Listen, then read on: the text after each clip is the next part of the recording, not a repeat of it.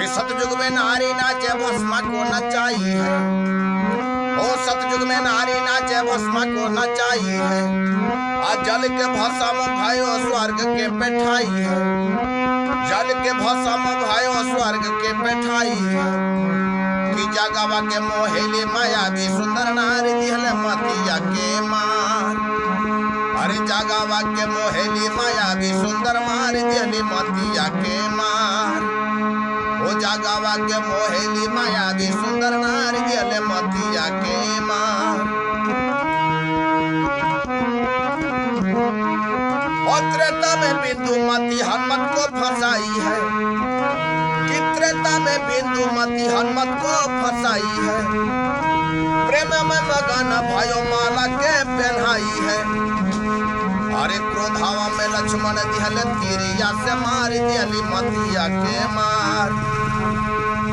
क्रोधावा से लक्ष्मण दिहले तीरिया से मारी दिहली मतिया के मार। कि जगवा के मोहेली मायावी सुंदर नारी दिहली मतिया के मार। द्वापत में कीच गईले नारी पर लो भाई। अब भीम जी मारे ले रूप नारी के बनाई। वो द्वापत में कीच गईले नारी पर लो भाई। भीम जी मारे ले रूप नारी के बनाई। कि सबके पवारे भीम चितावा में जार दिहले मतिया के मार। सबके पवारे भीम चितावा में डार दिहले मतिया के मार। जगवा के मोहेली मायावी सुंदर नारी दिहले मतिया के मार। कलयुग में सोनिया सब नेता को फंसाई है। अरे कलयुग में सोनिया सब नेता को फंसाई है। धर्म और कानून सब मिट्टी में मिलाई है।